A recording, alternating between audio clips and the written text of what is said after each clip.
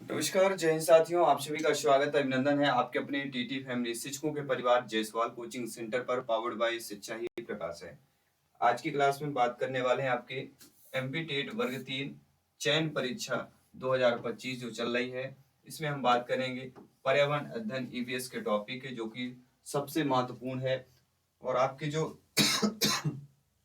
चयन परीक्षा में पूछे गए प्रश्न एनसीईआरटी पैटर्न पर आधारित यह फिजिकल क्लास नंबर 2 रहेगी बाई जायसवाल कोचिंग सेंटर, जिसमें हम टॉप 30 क्वेश्चन करेंगे और टॉप 30 क्वेश्चंस वो वाले प्रश्न करेंगे जो आपके चयन परीक्षा में पूछे जाते हैं या चयन परीक्षा में पूछे जाने की संभावनाएं। तो क्या आप सभी लोग तैयार हैं? एक बार दिल से सभी लोग क्लास को लाइक कर दीजिएगा। चलिए शुरुआत करते हैं। 30 प्रश्न में आप लोगों को भी फीडबैक करके बताना है कि आप लोगों का कितना स्कोर रहने वाला है। जिसमें से पहला प्रश्न आप लोगों की स्क्रीन पर आ चुका है। पहला प्रश्न यहाँ पे क्या पूछा गया है कि पहला प्रश्न बहुत ही इंटरेस्टेड प्रश्न है कि वन संरक्षण अधिनियम का संशोधन किस वर्ष किया गया? 1989, 1986, 1988 या 1984 में किया गया?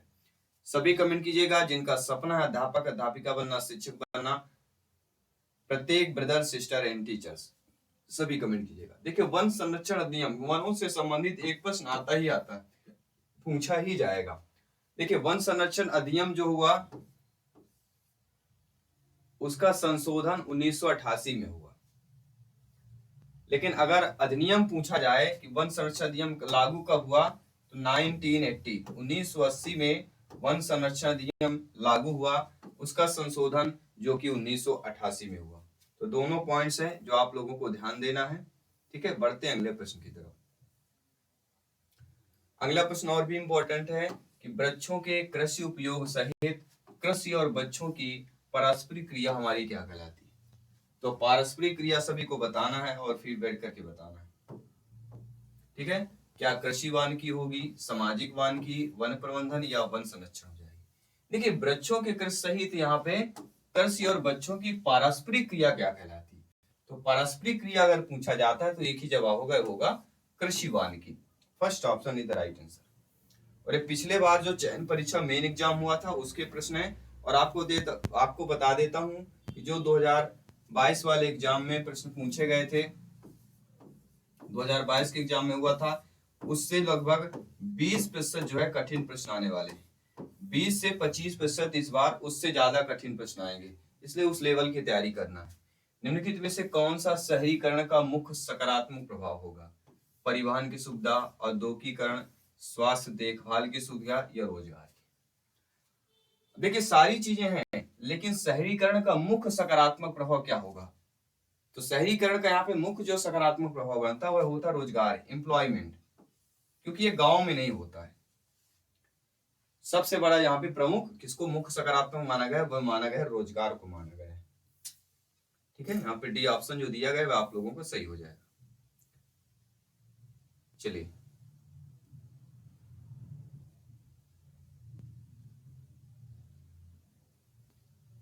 इसके साथ हम बात करते हैं अगले प्रश्न की।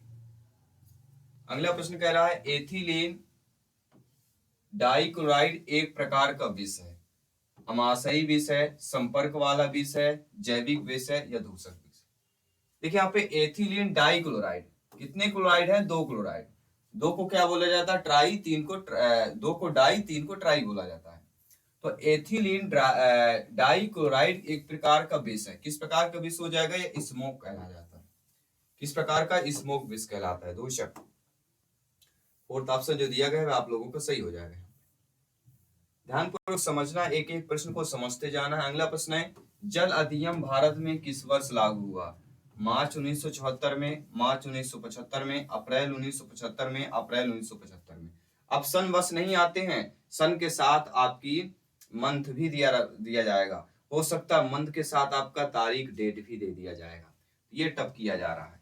तो जल अधिनियम, क्योंकि पता है जितने भी अधिनियम हैं, इन अधिनियमों से एक प्रश्न आपके एग्जाम में पूछा ही जाएगा। जितने भी अधिनियम दिए गए हैं, इन सभी अधिनियम से कितने? एक प्रश्न एग्जाम में आएगा ही आएगा। तो अधिनियम का चैप्टर और भी आपका इंपॉर्टेंट हो जाता है। तो जल अधिनियम की बात कर रहे हैं। जल अधिनियम की अगर अप्रैल 1976, लेकिन जब इसका संशोधन की बात आती है तो 1988 में इसका फिर से संशोधन हुआ था। भारत में लागू 1974 में हुआ, फिर इसके बाद 1988 में फिर से इसी पर जो है संशोधन किया गया है। इसके बाद बढ़ते हैं अगले प्रश्न की तरफ। अगला प्रश्न और भी लाजवाब है। आइए जानते हैं क्यों लाजवाब हो जाता है, क्योंकि यह 1 नंबर पक्का करने वाला प्रश्न है। इतना नंबर 1 नंबर पक्का करेगा। कैसे? अजैव निम्नीकरण कचरे के लिए किस रंग के डिब्बे का उपयोग किया जाता है और एग्जाम में आता है। देखिए 2 डब्बे बने होंगे, एक आपका बना होगा ग्रीन यानी हरा, ठीक है, एक बना होता है नीला।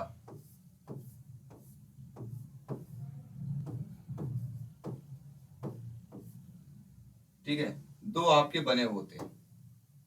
कितने? 2 डब्बे बने होते हैं। लेकिन यहाँ पे अजैव निम्नीकरण अगर पूछा जाएगा, क्या दिया गया है? अजैव निम्नीकरण दिया गया है। तो अजैव के लिए हमारा क्या हो जाएगा? नीला डिब्बा।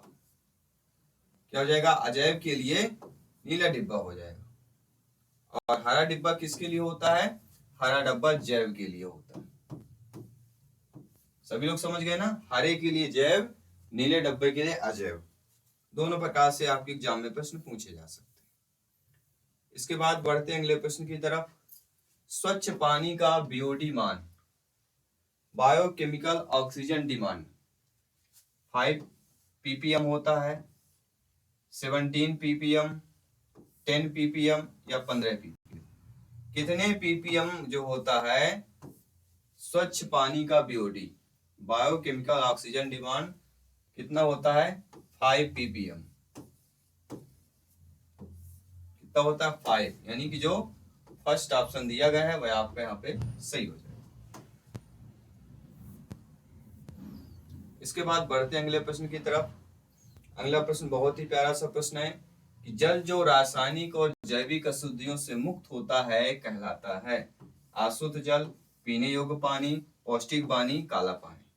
कई बार पूछा गया, कई बार रिपीट हुआ है। तो मेरे सभी साथी, मेरे सभी ब्रदर सिस्टर एंड टीचर सभी कमेंट कीजिएगा। सभी मित्रों को जय हिंद और वंदे मातरम। साथियों, आपका प्रत्येक कमेंट फीडबैक सर्वोपरि है। शर्मान्य जयसवाल सर अभिनंदन स्वागत कर रहे हैं। तो जो रासायनिक और जैविक अशुद्धियों से मुक्त हो वह आपका कौन सा कहलाता है? वह होता है अशुद्धियों से मुक्त होना चाहिए। पीने योग्य पानी, पौष्टिक पानी, काला पानी, सभी लोग बताइएगा। अशुद्ध जल फर्स्ट ऑप्शन सही हो जाएगा। यहाँ पे पीबी ने इसको फर्स्ट ऑप्शन को सही माना है। इसके साथ बढ़ते हैं अगले प्रश्न की तरफ। अगला प्रश्न है, यहाँ पे दिया गया भूमि। भूमि निर्माण की कौन सी प्रक्रिया सिंचाई की आवश्यकता को कम करती है और कई क्षेत्रों में स्वीकृति प्राप्त कर रही है क्योंकि सिंचाई के पानी की पहुंच सीमित होती जा रही है? उठाया बिस्तर बागवानी, ड्रिप सिंचाई, बागवानी या जल सोखना। 4 बेहतरीन लाजवाब ऑप्शन है। 4 ऑप्शनों में आपको एक ऑप्शन को क्या है? सिलेक्ट करना है ना? चलिए सभी लोग सिलेक्ट करके बताइए यहाँ पे कौन सा ऑप्शन सही हो जाएगा। बहुत बहुत धन्यवाद सभी का कमेंट करने के लिए, फीडबैक करने के लिए। चलिए, तो यहाँ पे कौन सा हो जाएगा? ड्रिप सिंचाई। क्या हो जाएगा यहाँ पे? ड्रिप सिंचाई। Second option is the right answer. इसके साथ बढ़ते हैं। और आपको पता है अभ्यारण्य एक ऐसा टॉपिक है जहां से एग्जाम में आएगा ही आएगा। सभी जितने अभ्यारण्य है सभी को पढ़ लेना है, समझ लेना है। तो गिर अभ्यारण्य किस राज्य में स्थित है? राजस्थान, मध्य प्रदेश, पश्चिम बंगाल, गुजरात। तो गा से गिर होता है, गा से गिरना, और कहाँ गिरा? जाके गा से गुजरात में गिरा। तो गा का चैप्टर है गा से गिरना, गा से गुजरात। ठीक है। एशिया में सिंहों का एकमात्र निवास स्थान आपको कहलाता है गिर अभ्यारण्य। चलिए बढ़ते अगले प्रश्न की तरफ। अगला जो प्रश्न यहाँ पे दिया गया है कि यूकेरियोट्स में प्रकाश संश्लेषण कहाँ होता है?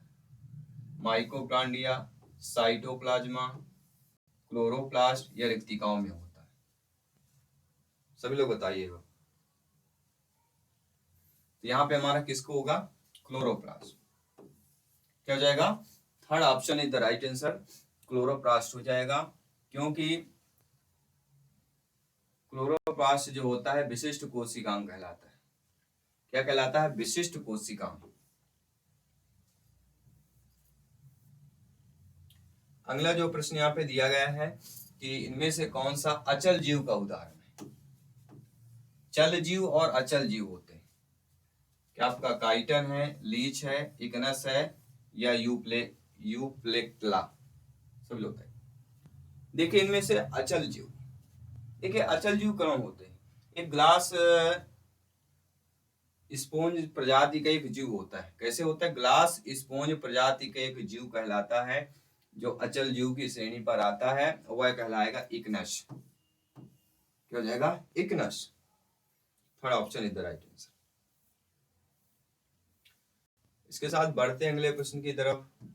अगला प्रश्न है, बाह्य अंतरिक्ष के शांतिपूर्ण उपयोग के लिए संयुक्त राष्ट्र की घोषणा किस वर्ष लागू हुई। कैसे, बाह्य अंतरिक्ष के शांतिपूर्ण उपयोग के लिए, यानी जो अंतरिक्ष है उसको शांतिपूर्ण उपयोग किया जाए, उसके लिए भी एक क्या बनाया गया है, संयुक्त राष्ट्र का एक घोषणा हुई थी 1961 में, 67 में, 73 में, 78 में। उसके भी क्राइटेरिया है सभी के, ठीक है ना। और वह घोषणा आपके 1967 में हुई थी।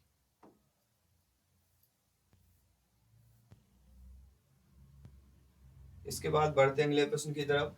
निम्नलिखित में से कौन इसरो का पहला स्वदेशी यौगिक संचार उपग्रह था। Astrosat, Apple, Anusat, ASLVD first. ISRO का पहला स्वदेशी प्रायोगिक संचार उपग्रह। ध्यानपूर्वक देखिएगा, सभी लोगों को कमेंट करना है और इसका आंसर हम सभी को लोग दे रहे हैं। आप सभी को इसको ढूंढ कर आंसर इसका कमेंट करके बताना।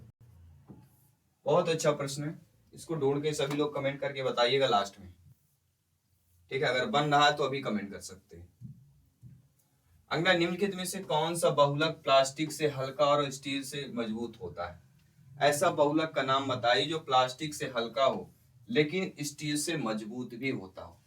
ऐसा बहुलक का नाम बताना, और वह बहुलक है आपका 2DPA फर्स्ट। First option. ये काफी टफ क्वेश्चन पिछली बार पूछे गए थे। इसके बाद है, जमीन से हवा में मार करने वाली मिसाइल। जी हाँ साथियों, जमीन से हवा में मार करने वाली मिसाइल बताना सभी लोगों, ठीक है। जो जमीन से आपकी हवा में क्या करती हो, मार करती हो। क्या हो आपका, त्रिशूल है, पृथ्वी है, अग्नि है, धनुष है। कौन सा हो जाएगा, जमीन से हवा में मार करने वाली मिसाइल बताना। तो जमीन से हवा में मार करने वाली कोई और मिसाइल नहीं, वह त्रिशूल नाम दिया गया। कौन सा है, त्रिशूल। इसके बाद अगला प्रश्न है कि भूजल का उपयोग निम्नलिखित में से किस गतिविधि के लिए सबसे अधिक किया जाता है। धुलाई के लिए, पीने के लिए, कृषि के लिए, उद्योगों के लिए। किसके लिए, भूजल। यानी भू यानी पृथ्वी के नीचे का जो जल है सबसे अधिक किसका हम यूज करते हैं, किस पर प्रयोग करते हैं, ये आपको बताना है। तो सबसे अधिक जो प्रयोग होता है किस पर होता है, कृषि पर होता है, ज्यादातर खेती पर होता है, एग्रीकल्चर पर। इसके बाद अगला प्रश्न साथियों कि निम्नलिखित में से कौन जो है फसल के मौसम से जुड़ा त्योहार नहीं है। दिवाली, होली, राखी, पोंगल। तो सभी लोग जानते हैं राखी जो दिवाली में भी फसल से है, होली भी है और पोंगल है, लेकिन राखी का संबंध जो है फसल से जुड़ा हुआ त्योहार मेरे ख्याल से नहीं है, क्योंकि ये सावन में होता है, ठीक है। तो मौसम से जुड़ा त्योहार कौन सा नहीं है, राखी नहीं होगा। इसके बाद बढ़ते हैं अगले प्रश्न की तरफ। अगला प्रश्न है कि भारत में श्वेत क्रांति के जनक के रूप में किसे जाना जाता है। श्वेत क्रांति हो गया, नीली क्रांति हो गया, ठीक है, गुलाबी क्रांति हो गया, पीली क्रांति हो गई। ये ऐसे क्रांति जो एक नंबर का पूछा ही जाएगा, ठीक है। सभी क्रांतियों से संबंधित प्रश्न करेंगे। तो भारत में श्वेत क्रांति के जनक के रूप में किसे जाना जाता है। डॉक्टर वर्गीज कुरियन, डॉक्टर सुशोभन बनर्जी, डॉक्टर लीला जोशी, डॉक्टर मंजुला आपकी अनागनी। सभी लोग बताइएगा, सभी लोग फीडबैक कीजिएगा।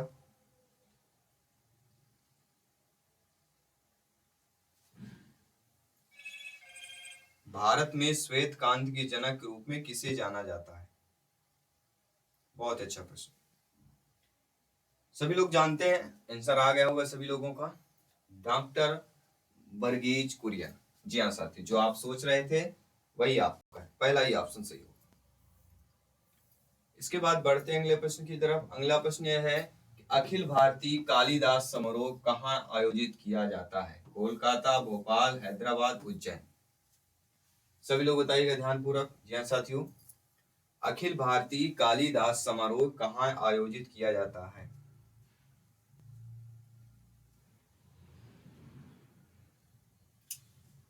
तो हमारा मध्य प्रदेश का कौन सा शहर है? वह उज्जैन शहर है, जहाँ पे कालिदास समारोह आयोजित किया जाता है। और ये कालिदास, महाकवि कालिदास की स्मृति पर किया जाता है। किस पर किया जाता है? उनके स्मृति पर, यानी याददाश्त के लिए, उनकी याद में किया जाता है।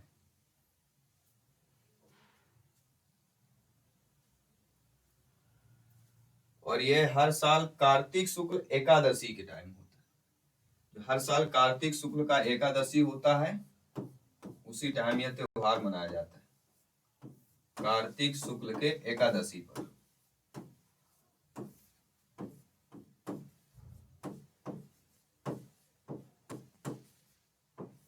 ठीक है ना? चलिए बढ़ते अगले प्रश्न की तरफ। अगला प्रश्न और भी आपका अच्छा है। क्यों अच्छा है? क्योंकि यह आपके कई एग्जाम में पूछा गया है। कौन सा शब्द उस स्थिति को संदर्भित करता है जब दोनों खिलाड़ी टेबल टेनिस में 10 अंक के स्कोर तक पहुंच जाते हैं? ड्यूस, लव, ड्रा, गेम पॉइंट। आपने पिछली बार देखा होगा, स्पोर्ट से जो है भर भर के एग्जाम में प्रश्न आए थे, और काफी टफ जो है स्पोर्ट से प्रश्न पूछे गए थे। तो खिलाड़ी टेबल टेनिस में जो 10 अंक का स्कोर तक पहुंच जाता है, उसको हम ड्यूश बोलते हैं। क्या बोलते हैं? ड्यूश। क्या बोला जाता है?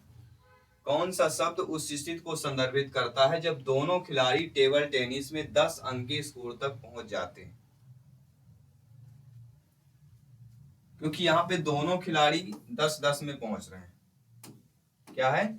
दोनों खिलाड़ी आपके 10-10 अंक के स्कोर पर होते हैं।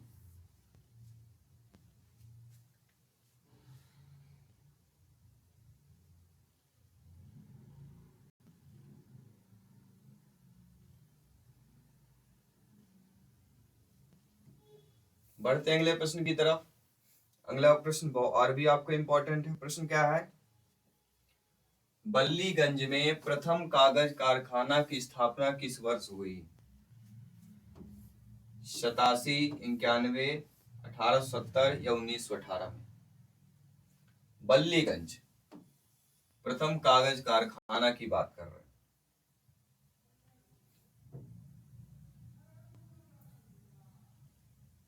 देखिए, प्रथम कागज उत्पादक मिल की स्थापना कब हुई थी? 1870। थर्ड वाला ऑप्शन सही हो जाएगा। इसके बाद बढ़ते हैं अगले प्रश्न की तरफ। अगला प्रश्न है, प्रभावी परिचर्चा में एक सूत्रधार के रूप में किन दोनों को प्रबंधित करना चाहिए? संचार और ग्रेड, प्रक्रिया और विषय वस्तु, प्रक्रिया और सहमति, या प्रगति और ग्रेड। सभी लोग कमेंट कीजिएगा।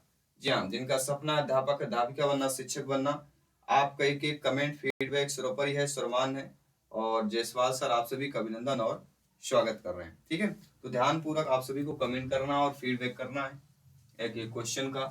तो प्रभावी परिचर्चा एक सूत्रधार के रूप में किन दोनों को प्रबंधित करना चाहिए? दो चीजों का प्रबंधित करना है, और वो दो चीज है प्रक्रिया और विषय वस्तु, process and content. Second option सही हो जाएगा। क्या मेरे सभी ब्रदर सिस्टर एंड टीचर सभी लोग अच्छे तरीके से समझ पा रहे हैं? बहुत बहुत धन्यवाद सभी का। पर्यावरण अध्ययन के पाठ्यक्रम में कितने विषय होते हैं? जो पर्यावरण अध्ययन का पाठ्यक्रम है उनमें विषय बताना है। पर्यावरण अध्ययन के पाठ्यक्रम में कितने विषय हैं? 4, 5, 6। तो हमने शायद कितने विषय टोटल पढ़े हैं? मुख्य रूप से 6 विषय होते हैं। 6 विषय में अगर पूछा जाता है कि कौन कौन से होते हैं, तो परिवार और मित्र आता है। कौन आता है? परिवार और मित्र।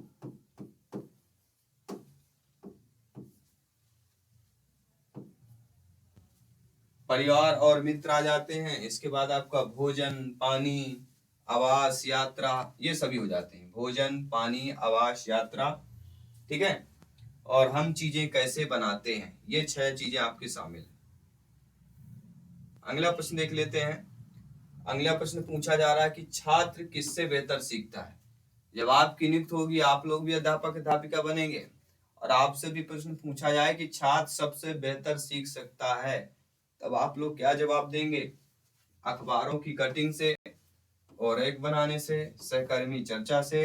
यह निर्भर करता है क्योंकि अलग अलग बच्चों की अधिगम की शैली के लिए अलग अलग प्राथमिकताएं होती हैं। बिल्कुल सही बात है, B option is the right answer हो जाएगा।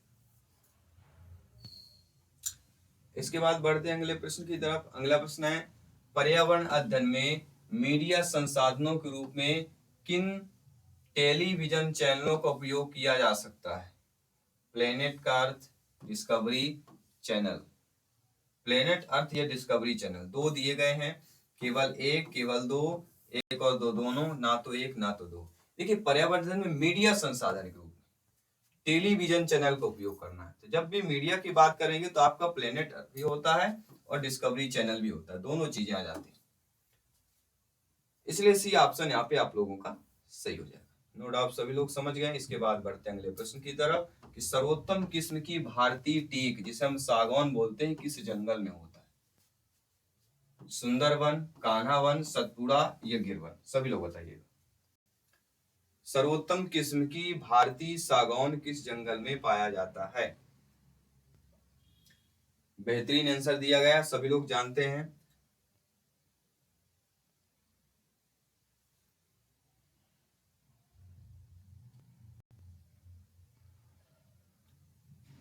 तो हमारा कौन से वन कहलाते हैं? सतपुड़ा वन। क्या सतपुड़ा वन सही है? सब लोग बताइएगा, क्या Satpura one is the right answer? इसके बाद बढ़ते हैं अगले प्रश्न की तरफ। विश्व का सबसे अधिक जनसंख्या वाला नगर कौन सा है? न्यूयॉर्क, दिल्ली, मुंबई या टोक्यो? सभी लोग बताइए। विश्व का सबसे अधिक जनसंख्या वाला नगर, तो सभी लोग जानते हैं, सबसे अधिक जनसंख्या वाला नगर हमारा टोक्यो ही कहलाता है। क्या कहलाता है? विश्व का सबसे अधिक जनसंख्या वाला नगर, ठीक है। यहाँ लगभग आपके आबादी कितनी है? 37 मिलियन। कितना है? 37 मिलियन के आसपास आबादी यहाँ पे देखी जाती है। और इसके बाद फिर भारत का आता है दिल्ली।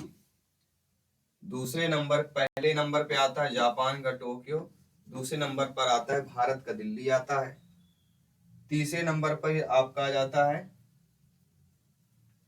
चीन, संघाई। संघाई एक है जो तीसरे नंबर पे आता है, चीन का संघाई एक शहर, संघाई आ जाता है तीसरे नंबर पे। तो ये टॉप 3 आपके हैं जो सबसे वर्ल्ड वाइड जो है सबसे ज्यादा जनसंख्या वाले शहर हैं। खाली स्थान में लेखक उस घटना का प्रत्यक्ष विवरण देता है जो घटित हुई या कहानी को अपने दृष्टिकोण से साझा करता है। किसके द्वारा देता है? तो विवरणात्मक खेल, जिसे हम नैरेटिव टेस्ट बोलते हैं। Narrative test is the right answer. और इस क्लास का 30 नंबर क्वेश्चन क्या कह रहा है? यूके असेसमेंट रिफॉर्म ग्रुप 1999 द्वारा अधिगम हेतु आकलन के लिए कितने बड़े नियमों की पहचान की गई? 3, 4, 5, 6? जी हाँ, सभी लोग बताइए।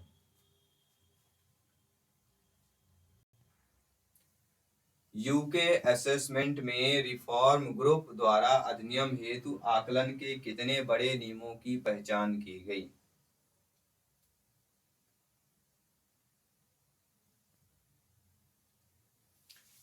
मेरे ख्याल से 5 नियम थे। कितने नियम? 5 नियमों की पहचान की गई।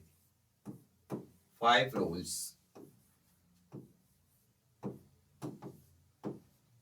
पांच नियमों के, ठीक है। तो ये रहे हमारे 30 क्वेश्चंस जो आपके स्क्रीन पर रहे। आई होप सभी लोगों ने अच्छे तरीके से समझा, ठीक है।